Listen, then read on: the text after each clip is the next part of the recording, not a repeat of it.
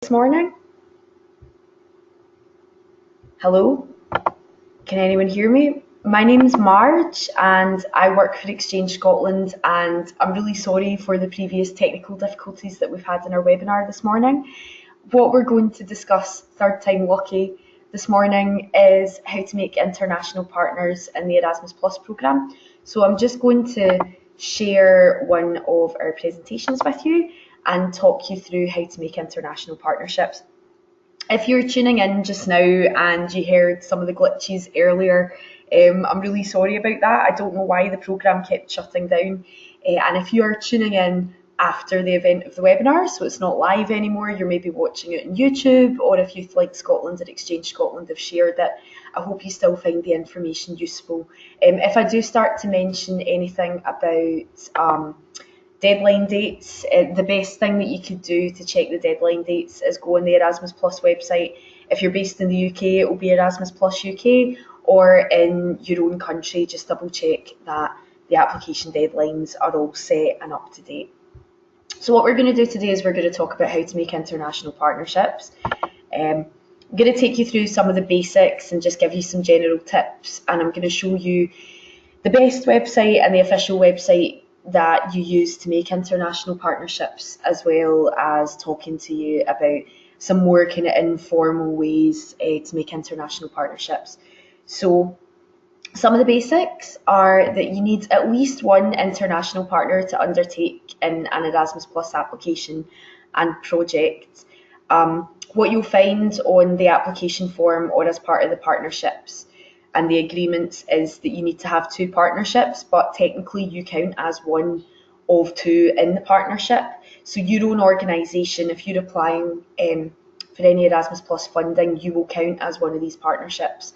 And there's no real limit in how many partners that you can have if the needs of your project, depending on the key action that you're working on, or how many young people you're reaching through a youth exchange, for example, seems that you need a lot of partners. It's encouraged, but one thing to bear in mind about that is just communication, which we'll talk about later on, and just make sure that you're communicating as much as possible with your international partners. You do need to sign mandates with international partners and share all your project ideas with them. So before the Erasmus Plus deadline, which, if you're watching this live, is on October the 4th this year in 2017, pardon me, then there'll be 3 deadlines next year in February, April and October. For all of these deadlines, you need to make sure that you've got mandates signed, but there is a mandate template online as well, and all you need to do is write down your role in the organisation and some basics about your organisation, such as the name and address, date it, sign it, stamp it, and then your international partners will do the same. Once you've done that, you submit the paperwork either online or sending it. But bear in mind, if you're sending it by post, you should really aim to have it done five days before the application deadline date. Both organisations also have to be registered on the portal. So I've said both, but if you have more than yourself and one other partner within the partnership, you need to make sure that all your partners have what's called a personal identification code, or PIC number, people call it sometimes. And the PIC number on the portal where you're going to be applying for the Erasmus Plus funding, the portal has been designed by the European Commission. So that's where you find a lot of different European Commission funding. You're going to be looking at the Erasmus Plus branch of funding, and you need to make sure that your organisation is registered. Luckily, the registration process is quite simple, and I can show you the website once we've gone through the slides. Okay, programme and partner countries. I think it's important to mention that programme countries and partner countries are a wee bit different. So programme countries, there's 32 programme countries in the Erasmus Plus framework overall. The 32 programme countries, some of them are part of the EU, most of them are part of the EU, some of them aren't. For example, Iceland, Norway, Turkey are all programme countries, but they're not a member of the EU. The programme countries have full responsibility. I say full responsibility of the grant. It's a partnership, so you should be working with your other organisation to maintain that partnership and work together to manage the grant, but the coordinating organisation will do most of the grant management, and the coordinating organisation will also receive the grant and the funding. In partner countries, they can't actually apply within a partner country to be part of the Erasmus Plus programme. So if you've been on an international training, or you're informally in touch with an organisation that is out with the Erasmus Plus programme countries, what you would need to do is, first of all, as we mentioned before, make sure that they've got a PIC number and they're registered. And if they are, and they are experienced in the programme, and they've got an idea for a project that you want to work on with them, you'll need to apply for that project being part of the programme country. I hope this makes sense. This is covered also on the Erasmus Plus UK website in frequently asked questions, and I'm sure it's covered by the national agencies who assess the grants and take care of your applications in different countries as well.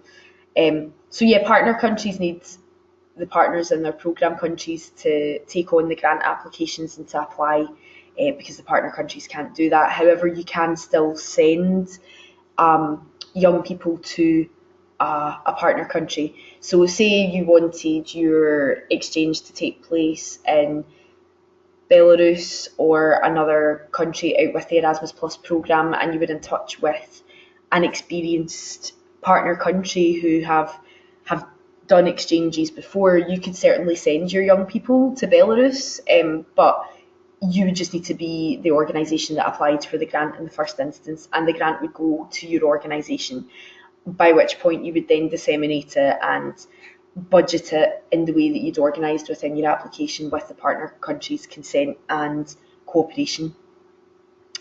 The partnership between two programme countries, or a programme and a partner country, and organisations within that framework, by the time you get the application, it works in the same way, and you would just regularly update your partner on the status of your project. If you've sent a young person on a European voluntary service exchange, you would check in regularly with the organisation to make sure that your volunteers that you'd sent or hosted are getting on okay. It's really important to have that communication so that your volunteer is protected as much as possible, and that the partnership works for them, because you want to organise a good quality exchange at the end of the day. Clarity and consistency in the partnership, this is all just kind of common sense principles. Clear communication is really vital to the way that your partnership's going to work. So it's not just about communicating in the first instance over putting together an application or a project plan and then applying, and then one organisation or one organisation within a programme country takes the lead. It's not really about that. Throughout, the emphasis and one of the biggest key factors in the Erasmus Plus programme is transnational cooperation.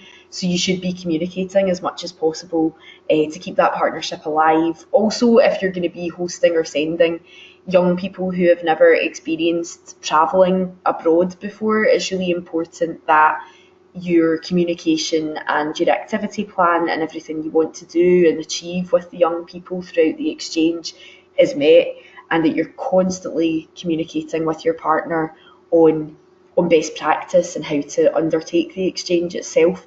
The volunteers and the young people that you're sending on the exchange will feel a real benefit if you've got a strong partnership, and this is actually where a lot of exchanges can go wrong. If anything's going to go wrong, if the communication is delayed or you've not set aside time to be in touch with each other, that's when the volunteers at the receiving end, who are meant to be benefiting from the exchange, will really feel the impact, positively or negatively. So I would say communicate as much as possible.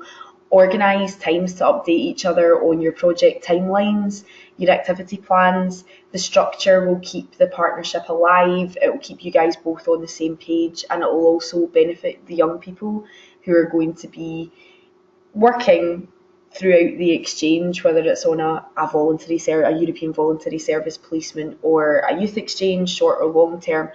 The communication throughout the project is really important, and it's important when it comes to review for your final report that you're still communicating with the partners, because that's when any kind of last minute paperwork might go awry and you need to pull all that in to be able to report on your project. So again, it's really, and I haven't written this down as part of the presentation, but it's really important that you report regularly with each other on your project and keep all your paperwork safe as well, because in 2 years' time, when the project comes to an end, you're definitely going to need that paperwork to evidence what you've done. How you communicate is up to you. You could always write to each other, but I think in the 21st century that can be quite a delayed process. Certainly for paperwork, you are going to have to send the handwritten paperwork that's been manually signed off. You'll need to send some paperwork through the post, so it's just about knowing when that's going to be sent. If you know you've got a deadline to submit any paperwork for your final report or at any part in the project, and even at the application stage, just make sure that you've sent things maybe 4 or 5 working days before the deadline, so that the partner who you're sending it to can get it in adequate time. Email each other, Skype calls are a really effective way of working. Phone calls are really good as well. So you want to be sure of the role that one of your partners is taking in the project, and that should be decided in the infancy and the beginnings of the project. You also need to communicate regularly about the needs of participants, because they're at the heart of what you're doing. So clear communication for their sake is really important to the quality of their exchange. I should say, it's a bit late in the game to say this. We did have technical issues earlier. I think I mentioned this twice previously, but we are specifically talking about the youth strands of funding. So if I do mention any key actions at any point, for instance, key action 3, or talking about sending young people, is strictly within the youth strand of funding. And we do have other webinars that you can access to find out a bit more about the youth strand particularly. But this is really covering the youth strands of the programme. Any other parts of the programme, this hopefully will be relevant to, because you will be working in partnership, but the key actions might be a wee bit different, and the people that you're sending are going to have different needs as well. So I would encourage you to look that up if it's not the youth strand that you're interested in. If it is, you've come to the right place. So general tips on managing your partnership and putting together your application. So you want to come up with ideas together in terms of best practice in application writing and project ideas.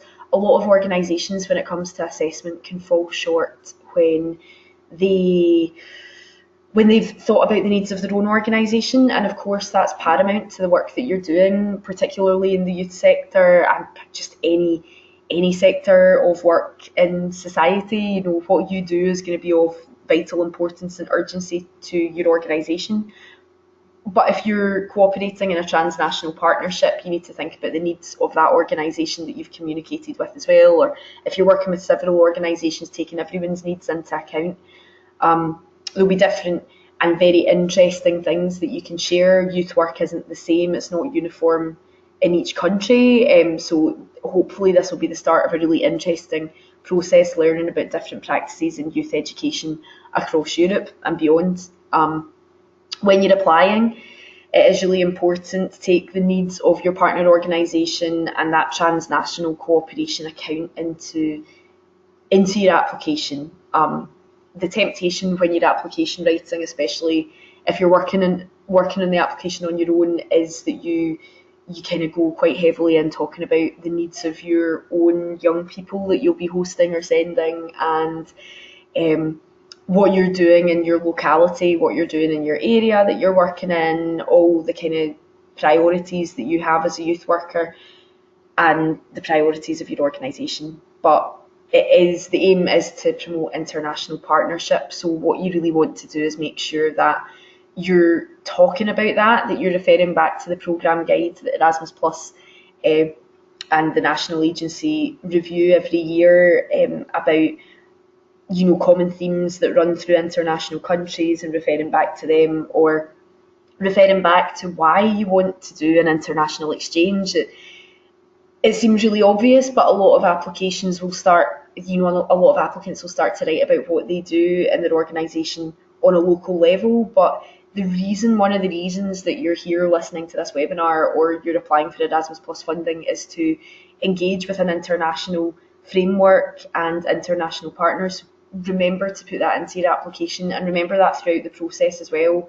I know if we're working on our own on applications, or we're working in our own kind of spheres of influence, sometimes it can be easy to forget about the partnership, but the partnership is the thing that's going to keep the exchange alive, as well as the young people who participate in that. So how do we find partners? This is quite a common question, and it can be a wee bit of a sticking point for people.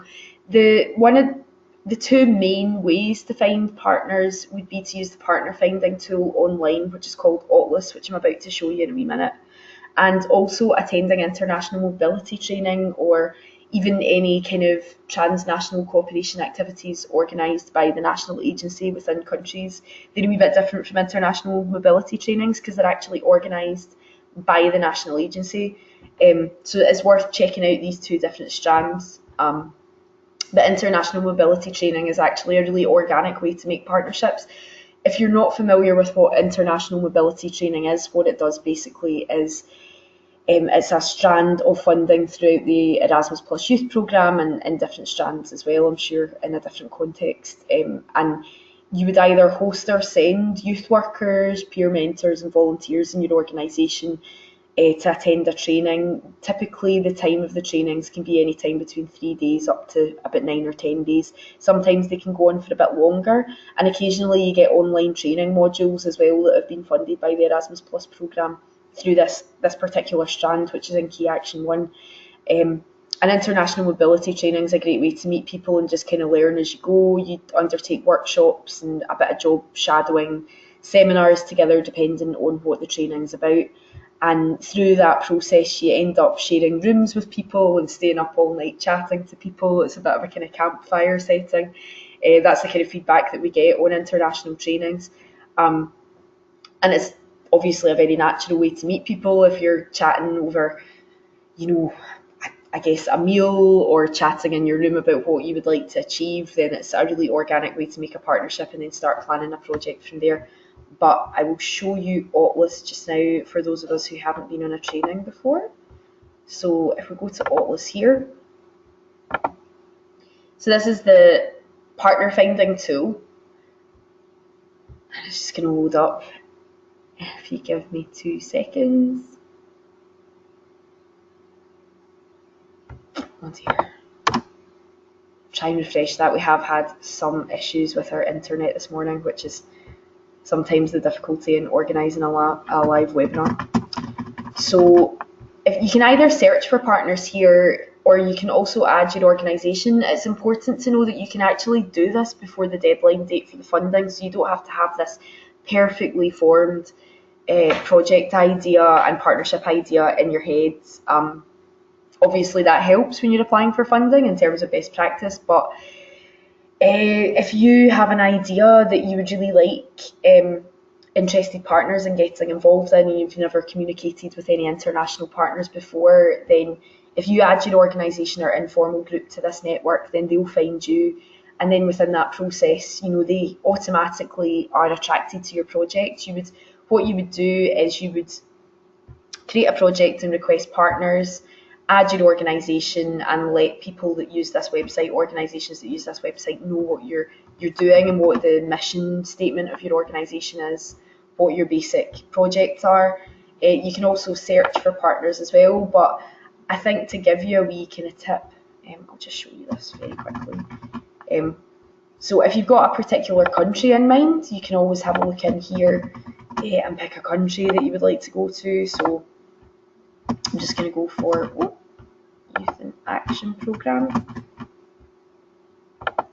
So if you have a specific key action that you're working on, or part of, say, Key Action 1, we'll go for youth exchanges.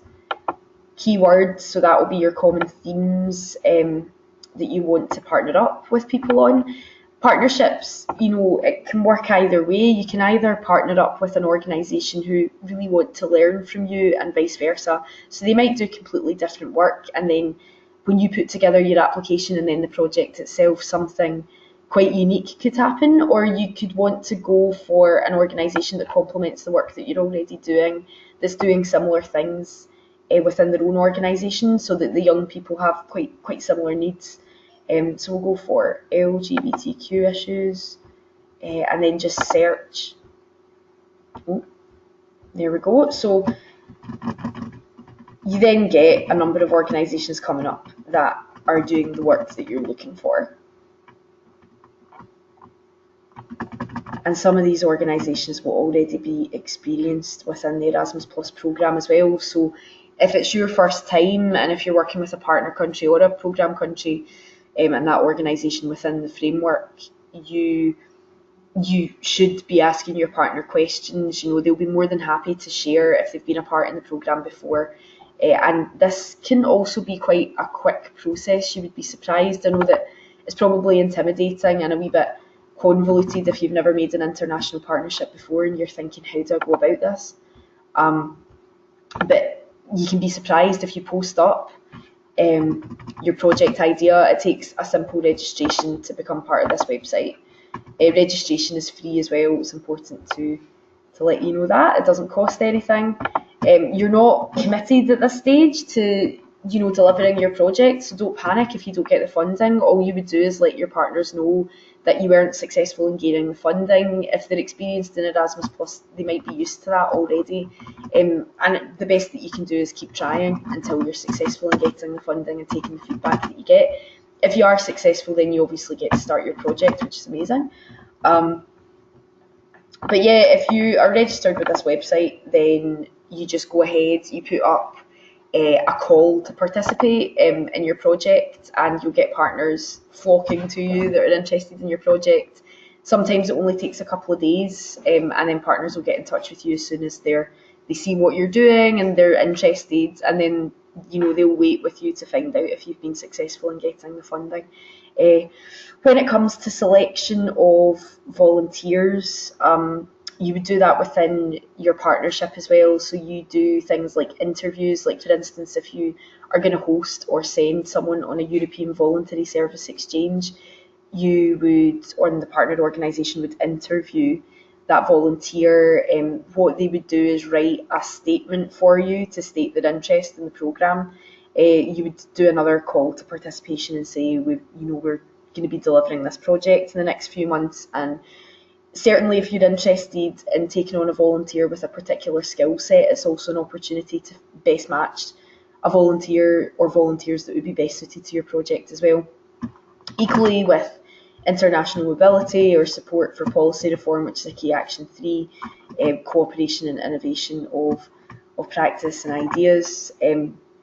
You can work with partnerships that are interested in what you're doing, and this is a really good kind of start, especially if you can't get away on the international trainings.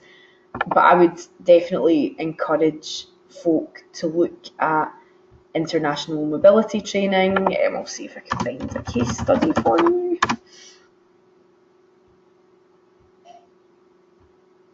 So it's good. It's a really good way of engaging with the programme. And if you're looking for a bit of basic information, as you can see from the Erasmus Plus UK website, there's a lot of case studies available here. If you go on YouTube to the European Commission YouTube channel, you can find a lot of case studies there as well. And you'll find some case studies about partnership working too. I would encourage anyone to look at international mobility training, because that's where a lot of invigorated ideas can come from. That's where a lot of passion for the programme begins, and these opportunities will be reimbursed up to a set amount, and then you would communicate with the partner organisations that are involved in the exchange to state your interest. Sometimes you fill out an application form for that as well, and then you get to go on the mobility training. So it's really useful. Yeah, it's really useful to look all of this up online as a starting point. I always say that if you go on the Erasmus Plus UK website, it is the best resource, because the national agencies that manage the grants and support the applications and the applicants, they have all the information that you need to apply here. And since we're looking at Youth Strand, we'll go here. It's just good to go to the source, and this is all updated every year for you as well. But yeah, I would encourage you, we finished the webinar just now, but I would encourage you to look up international mobility training. Is something that a lot of youth workers, especially here in Scotland where I'm based and where YouthLink Scotland's based and our project is, a lot of organisations in the youth sector aren't aware that there's this amazing international development in the youth sector, and these activities that you can do, that you can apply for, and it definitely gives you a new perspective on working in the youth sector and what it's like to work in the youth sector internationally. It can teach you things that you didn't realise that you knew already in your practice, and it's a really good programme. So thanks very much for listening. If anyone's got any questions, feel free to put them up on our YouTube channel, or if you're interested in getting in touch with Exchange Scotland and YouthLink Scotland, please do. It's important to note at the time that I am delivering this webinar that YouthLink Scotland and Exchange Scotland are able to support applicants and organisations in the youth sector in Scotland to the end of 2017. So we're supporting applications for the October 4th deadline, and then we're going to support more applications in advance of the February deadline. But our project is only running until December 2017. Beyond that point, as I say, please have a look at the Erasmus Plus UK website. You can contact eChorus, who are one half of the national agency in the UK, the other half is the British Council. So you can contact both these agencies and eChorus, give them a wee phone if you've got any questions, or you thinking, I saw this webinar and I don't understand what international mobility is. I'd like to find out more about it, and I'd like to find out more about how you maintain the international partnerships. But I hope this was useful, and we will hopefully hear from you soon. Thanks very much. Bye.